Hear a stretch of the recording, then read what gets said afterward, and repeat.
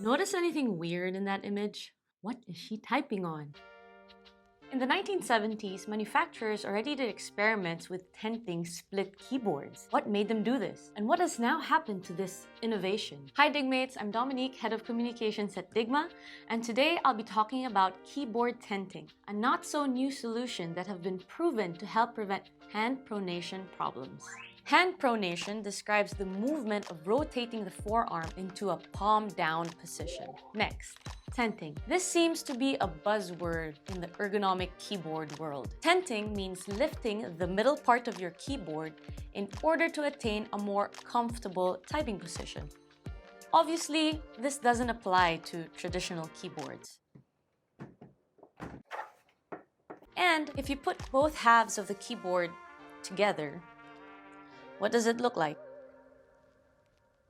I did mention that tenting is a not-so-new solution. That's because back in 1926, a Mr. Klockenberg suggested that dividing and inclining the keyboard might help reduce pain and stress in the forearm. As what normally happens with suggestions, it was politely accepted and then forgotten. From there, we move forward to 1972, when Dr. Carl Kromer published his conclusions after a series of experiments he conducted during the 1960s, which proved that split keyboards with slight tenting reduced muscle strain during typing. So you might be asking how this impacted the keyboard industry.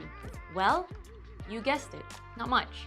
The Maltron company was then founded in 1977. And what's special about this company is that they only manufacture ergonomic keyboards. Their products are designed to help people with impaired movements access computers. Interestingly enough, the Maltron keyboards actually inspired two well-known brands that we know today that also create ergonomic keyboards. This also heavily inspired the ergonomic segment of the keyboard enthusiast community. 6 years later, Asia sees its first ergonomic NEC PC 8801 keyboard. Anyway, this one.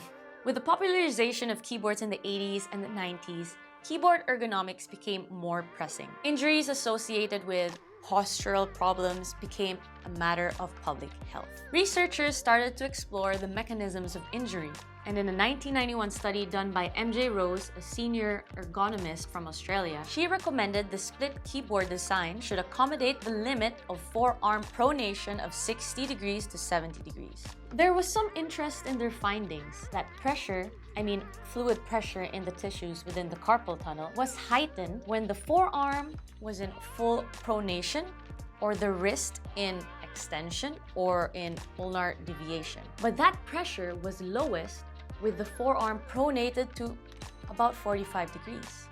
In the Journal of Hand Surgery, written by medical doctors from Stanford University and the University of California, they also cited that the fluid pressure is the lowest at the metacarpophalangeal flexion angle of 45, which is basically this one. I know it's a lot of medical terms, but the gist of it is that a neutral wrist posture and a non-pronated forearm during typing would reduce the risk of a median nerve or tendon injury at the wrist. Mainstream brands like Microsoft, Apple, Cherry started launching their ergonomic keyboards in the mid-1990s. They weren't all commercial successes, although only Microsoft continued building their ergonomic line of keyboards. But the trend didn't stop there. More scientific studies were released.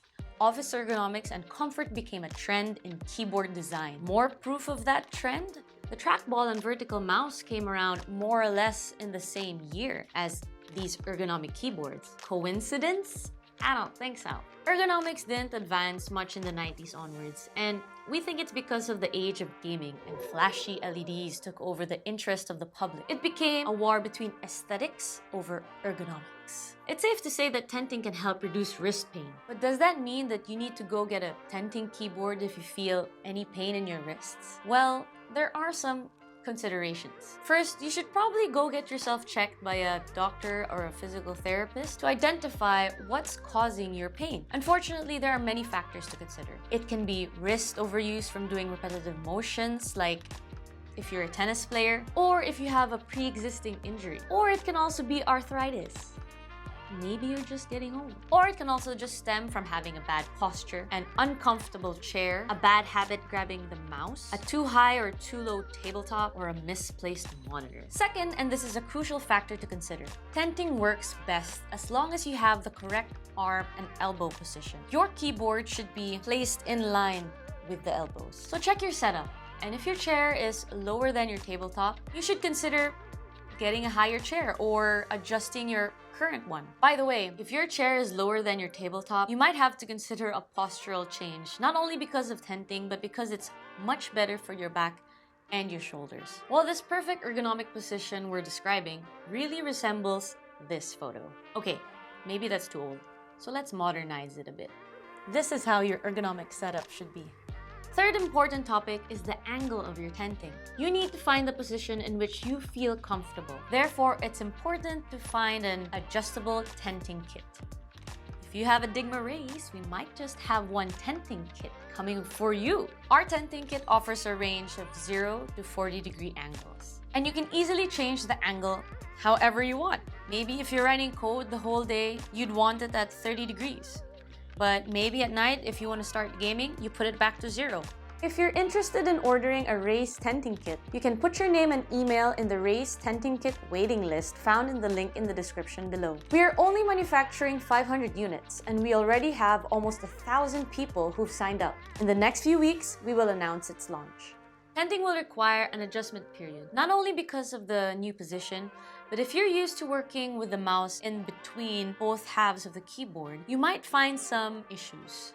This isn't really a problem, you just need to get used to it. Or maybe consider putting your mouse on the right side of your keyboard or left if you're a lefty.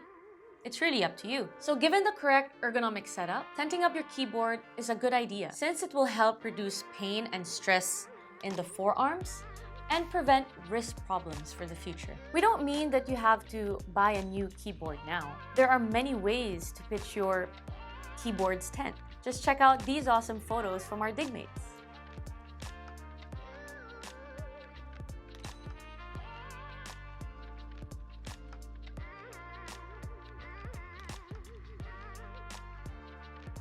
Well, that's all for now. You can share your inventions, questions, suggestions in the comment section below. Please give this video a like if you liked it, and subscribe and hit the bell icon as well so all your dreams and wishes can come true.